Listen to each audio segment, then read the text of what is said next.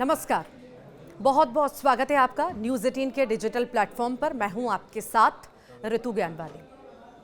मैं आज देश के उन सभी माता पिता से कुछ कहना चाहती हूं। अब अपनी रोजमर्रा की जिंदगी में कितना भी व्यस्त रहें, लेकिन अपने मासूम बच्चों पर नजर जरूर रखें। उनकी एक एक हरकत को देखें। आपके बच्चे क्या करते हैं, किससे मिलते हैं, क्या बातें करते हैं, ये सब कुछ आपको जानना चाहिए। एक अच्छा अभिभावक होने के नाते आपको अपने बच्चों की फिक्र में इन बातों का ध्यान रखना ही चाहिए। एक तरफ जहां पर पूरा देश महाकुंभ के पावन स्नान में डुबकी लगाने को बेकरार है, तो वहीं अजमेर से एक दिल दहला देने वाला वाकया सामने आया। अजमेर का यह खुलासा पूरे देश को चौंकाने वाला था। इस खुलासे के सामने आने के बाद हर माता पिता का चिंतित होना लाजमी है। अजमेर में कुछ दरिंदों ने ऐसी घिनौनी हरकत की है जिसकी कल्पना भी नहीं की जा सकती।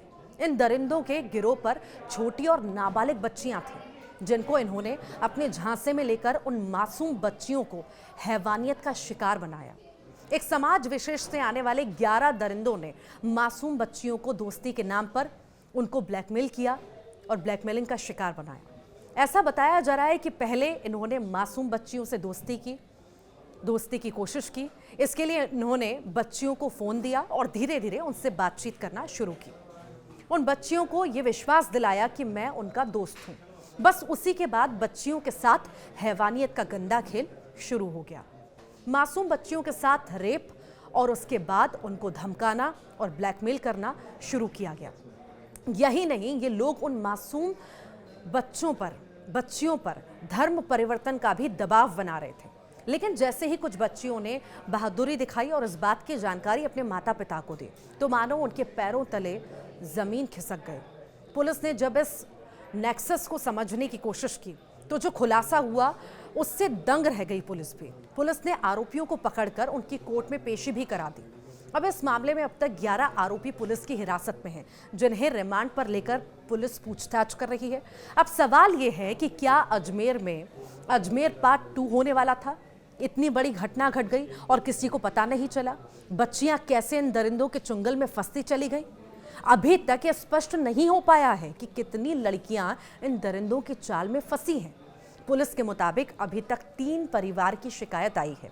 उसी के आधार पर जांच को आगे बढ़ाया और पुलिस को उम्मीद है कि आरोपियों से पूछताछ में कई और बड़े खुलासे होंगे, क्योंकि ये मामला बेटियों से जुड़ा है। इसीलिए उनके माता पिता भी खुलकर सामने नहीं आ पा रहे।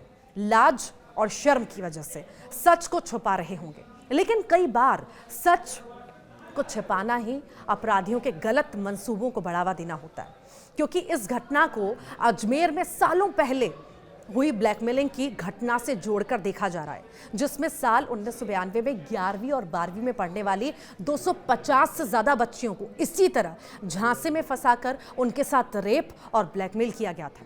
उस घटना का जिक्र आते ही दिल सिहर उठता है। आज तक अजमेर के माथे से उस घटना का कलंक नहीं मिटा था। तब तक उसी अजमेर में ब्यावर में ये मामला आ गया। अजमेर के अलावा राजस्थान के दूसरे शहरों में भी बच्चियों के साथ हुई हैवानियत घटना को लेकर गुस्सा है। पूरे प्रदेश में लोग सड़कों पर उतरकर ऐसे दरिंदों को फांसी देने की मांग कर रहे हैं। कोर्ट में वकीलों ने इनका केस लड़ने से भी मना कर दिया। उल्टा जब ये कोर्ट में जाते हैं तो खुद वकील उनकी पिटाई करने के लिए पुलिस से भी नहीं डरते हैं। सड़क पर आंदोलन हो रहे हैं। लोग बेटियों के साथ खुलकर आ रहे हैं और बेटियों को कोई इंसाफ दिलाने की मांग कर रहा है। तो लोगों की मांग है कि दरिंदों को ऐसी सजा दी जाए कि आने वाली पीढ़ियां उन्हें याद रखें।